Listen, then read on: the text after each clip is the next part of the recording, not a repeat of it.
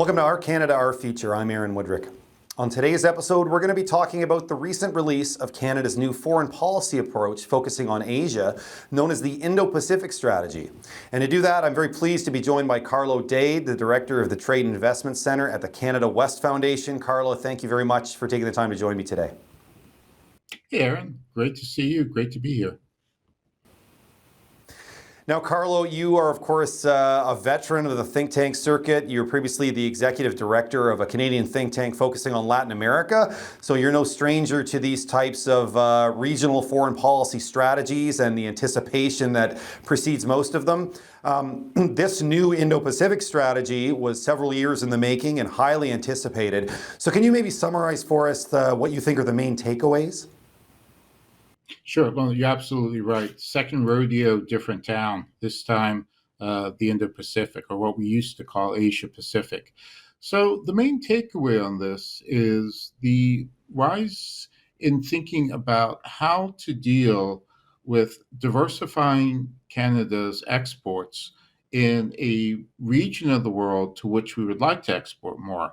Highest growth of the global middle class, those whose income and purchasing power parity, the income in local currency, allows them to buy more and buy better. A focus on this booming global middle class on the other side of the Pacific. So to get there, though, you do have to go through China. And that is one of the big takeaways of this new strategy.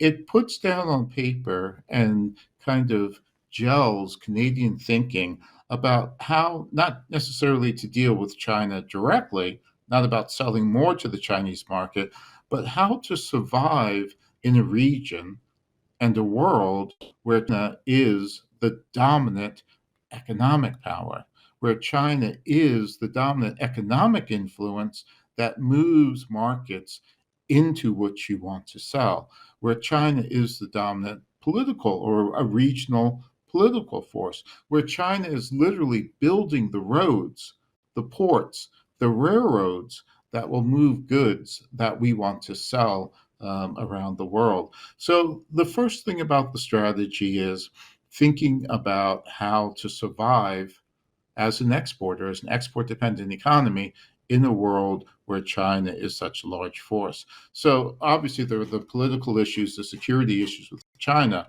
but for a country that relies on trade for 2/3 of its GDP, which is 3 times more than our friends just south of the 48th, the Americans, how to deal and how to survive in this world is critical. So the first thing about the strategy is it gels and brings together thinking along those lines. Okay.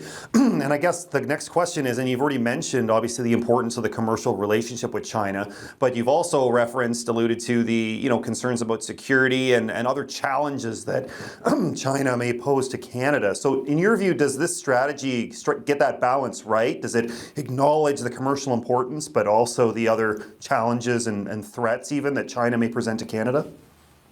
I think it does. And again, my area of expertise is not the security issues. We have a number of people in Canada, especially folks at McDonald Laurier and other places that focus on this. But it's the economic aspect of the relationship. And again, it's not just China, but it's surviving in a world, reaching other markets, which China is the influence in those markets.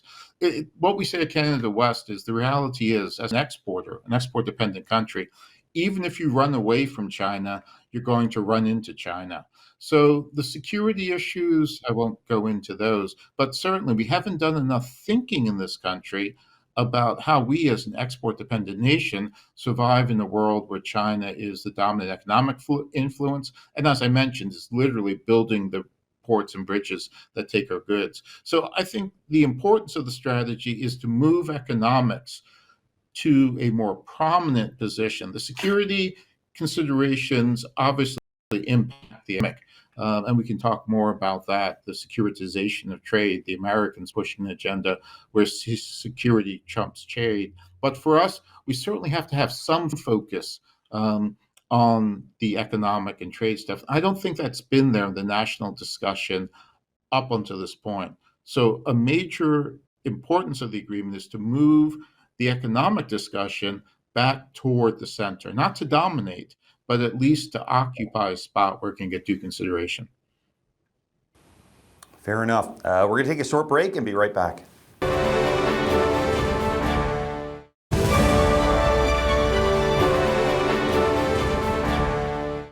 Welcome back to Our Canada, Our Future. We're talking about the government's new Indo-Pacific Strategy with Carlo Dade of the Canada West Foundation. Carlo, we were talking about how China loomed large to the strategy, but I wanted to get your view on the release of the strategy. I mean, this was a very highly anticipated strategy, years in the making, and it was released on a Sunday during Canada's World Cup game. Do you read anything into the decision to release it at that very unusual time? I don't know what to make of that, other than the fact that I missed the Canada game because I was online and doing other things suddenly. It threw myself and I think other analysts um, and those you would expect to respond immediately. It threw most of us to this point where we had to scramble and we couldn't respond right away. It was bizarre. You do that if you want to kill a story, but this strategy has been delayed. Anticipation, is put it mildly. It's bizarre. But it can't go unremarked that the government did this. I mean, this cannot be a precedent going forward. So I don't know what to make of it, but you're certainly right to mention it. And the government needs to be called out for this and called to explain the reasoning behind this. Yeah. Okay. We've talked about it with China. I wanted to talk about one of the other big players, of course, in the region, which is India. In a lot of cases, India is sort of characterized as a counterweight to China, as an alternative to China, a country that Canada needs to build relationships, more stronger relationships with. So I wanted to get your view on what the strategy says about the approach to India and how it compares to what the strategy says about China, and whether you think Canada, what the strategy says about India is also appropriate. So I won't go into the details, but the larger point here is this. What applies to China applies to India. There are statements in the strategy and in the public discussions that Canada needs to deal with China with its eyes wide open. It implies that we have not been dealing with China with our eyes wide open, that we went into the relationship with China not knowing which we were getting into. The same thing applies to India. I see the same mistakes being repeated. Again, the mistake isn't that the Indian market is important, that we should engage. It's a question of how we do this. We do not have the basic level of information, the ability to get intelligence in the wider business community and in the public policy community to have good policy towards China.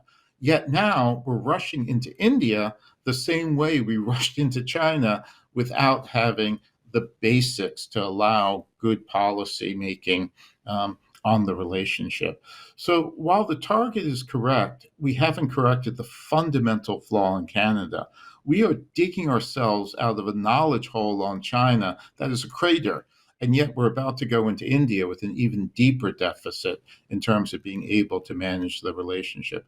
The document got it right in the need to increase China capacity, all the money to increase engagement. That's a good start, but caution. If we went into India with our eyes shut or our eyes not wide open, then what are we doing with India? I would say we're doing the same thing, and there's need for caution. Not to stop, but at least to learn the lesson of the hole we're just climbing out of before climbing into another hole. That's interesting. And so, in your view, it's less about the specific characteristics of China? It's obviously not a democracy, very opaque, a lot of linkages between supposedly private business and the state in China, versus India, which is a democracy, and arguably doesn't have that same kind of business government linkages, but nonetheless, you think that Canada needs to take a very wide-eyed open approach to dealing with India? Certainly. 2017, the imposition of tariffs on Canadian peas. We seem to have forgotten about that. It was arguably, I would say, as bad, if not worse, than canola. India ranks 100, and I think 1920 on the Human Freedom Index, put out, I think it's by Cato or the Heritage Foundation.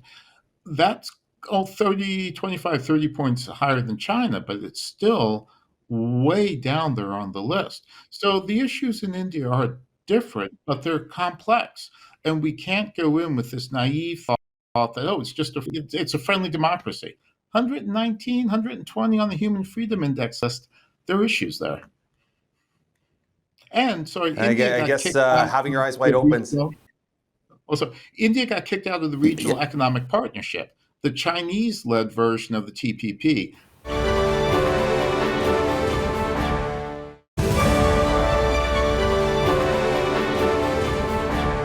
Welcome back to Our Canada, Our Future. We're talking Canada's Indo-Pacific Strategy with Carlo Dade from the Canada West Foundation. Carlo, before the break, we were just talking about India and a need for Canada to not make the same mistake it did with China by sort of rushing into India without having our eyes wide open. What else do you see as potential things in India that Canada needs to sort of be fully aware of and not be naive about when dealing with that country? Well, certainly there are a different set of human rights issues that face us in India. And again, we've made the point of putting those issues out front. We've made the point of stating those as a priority. So if you're going to make those sorts of pronouncements publicly and have those as drivers of your policy, drivers of the discussion in Canada, you certainly have to be more well versed on those issues and prepared to deal with them. On the trade side, I mentioned the 2017 imposition of tariffs on Canadian peas. That's part of the reason we wound up into having such a big share in China. We lost the Indian market. So the Indian market is quite difficult. It's extremely protectionist. And they drive a hard bargain at the trade table. Again, there was a reason that they couldn't stick through the Indonesian/Chinese-led version of the Trans-Pacific Partnership Agreement, their regional comprehensive economic partnership. I mean, if they couldn't survive in a low ambition level agreement like RCEP, the Regional Comprehensive Economic Partnership, it's going to be difficult thinking about engaging them on the trade front. Very, very difficult negotiations, very hard negotiators, very difficult domestic politics, and very protectionist. And we got kicked very badly in 2017. So we certainly have to be prepared for that. The good side is that there's learning from our allies. Japan's managed to negotiate an agreement with India. Other countries have managed. So there are lessons to be learned. But, we walked behind the Chinese horse and we got kicked. And now, instead of learning our lesson and approaching India in a different way, we're walking behind the Indian horse and we're going to get kicked again. It's not that you don't approach the horse, it's that you don't walk up behind it, so you get kicked. And that means more knowledge, better policy, and going in with our eyes wide open. Yeah, fair enough. Not a lot of talk in this strategy, from what I could see, about specific trade deals, and notably one in the region, the CPTPP. What's your takeaway about why that wasn't more prominent in the published strategy? What's the reason for that? So I think the TPP, unfortunately, may be seen as old news. You're not going to generate clicks. You're not going to get applause. This isn't something new, and media attention, analyst attention tends to focus on the new, and that drives the news cycle.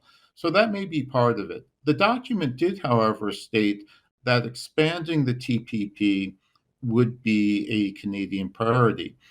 However, they didn't say that it would be a proactive strategy. And the issue with the expansion of the TPP is that Canada has taken a reactive approach. If a country expresses interest, we'll respond. No, we need to be out hard selling this agreement and hard selling people to join. Look, with the TPP, I'm going to call it the TPP, we have everything American business wants in the Indo-Pacific, but that American business cannot have and will not have, because you cannot get a traditional trade agreement with tariff cuts. phytosanitary, dispute settlement. You can't get that through the US Congress. We have everything the Americans want in a high level trade agreement. This is what we should be pushing to get other countries to join, not passively waiting for countries to come to us, but we should be out there hard selling.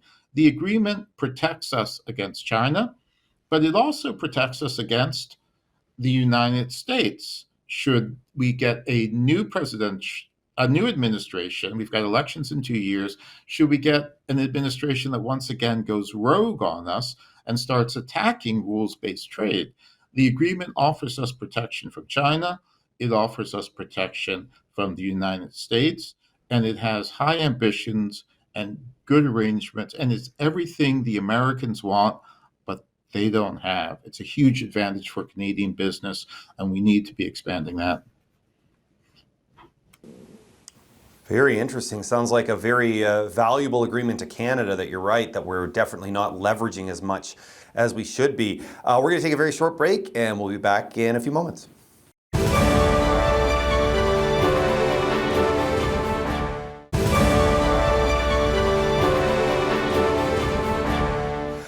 Carlo, energy issues, obviously important, especially to Western Canada where you're based. How do they fit into this strategy?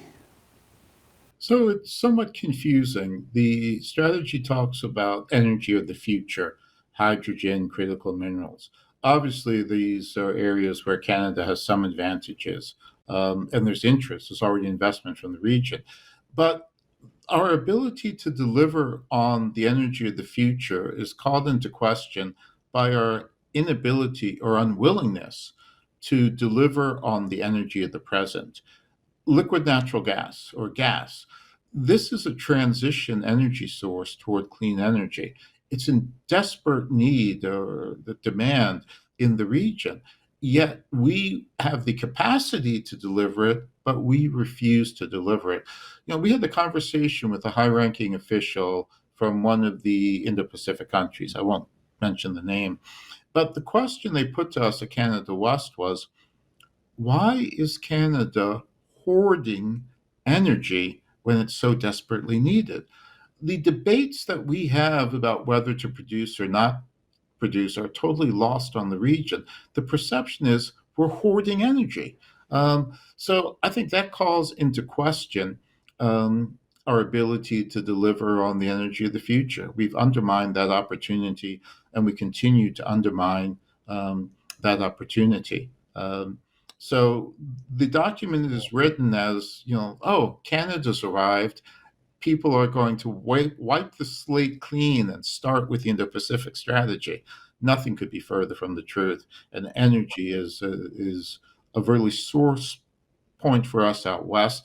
And I think it's a black mark on the entire country. Yeah, I want to return to the reputation thing in a moment, but I did want to ask you first if there's anything glaring that you saw that was missing from this strategy. Sure, there were a number of things, but obviously at Canada West, one of the things that struck us was the lack of mention of the role that provinces play. Look, Canadian provinces are on the ground in the region. We have a report that's out, that should be out, where we show how much representation the provinces have on the ground and how important it is. The provinces were there before the government thought of having an Indo-Pacific strategy, yet there's no mention of working with them, coordinating them. The provinces, and this differs from the American states, I think only 12 of 51 US jurisdictions have offices. The states and DC have offices in the Indo-Pacific. But the Canadian provinces have, dozens of offices throughout the region. They've been there long term. So that's a glaring miss on the part of the government. And it's typical with the feds. Interesting and a little bit troubling. I guess last I wanted to put to you, you mentioned earlier on the sort of reputational issues Canada has in the region. Sounds to a lot of them like we're hoarding energy, our inability to deliver, as you say, on the energy of today. Do you think this strategy is going to do anything to help overcome this sort of lingering reputational issues that we have of talking a lot but often not delivering? It can or it can make things worse. And this is really critical, I think, for Canada. You mentioned we discussed briefly my previous stint in Latin America and being there at the time of the launch of the Harper government America strategy. The reaction to the America strategy in Latin America was, oh, look who bothered to show up again. Canada, I wonder how long they're going to stick around this time. And of course, we didn't stick around. We've left the region. The Harper strategy lasted, I think, 7 years maybe, and the last few were incredibly weak. So the perception is similar in Asia. Excuse me. Look who's finally bothered to show up. How long are they going to show up this time? We have announcements of 5-year funding, which is an improvement over the usual government 3-year project cycle. But we need the opposition. We need the provincial governments to join the federal government and indicate what elements of the strategy, maybe not the whole strategy, but what elements will continue into the future. Region that doubts that we're going to stick around. We're going to show up long enough to Canada explain to them how they should run their countries and how they should organize things, and then we're going to disappear. It's up to the opposition, and I think the provinces to step up and also say, what about this will outlast a changing government? Yeah. Fair enough. Well, I want to thank you very much, Carlo, for joining us today. I want to thank you, the viewers, for tuning in. Very important issue that we talked about, and we'll see you next time on Our Canada, Our Future.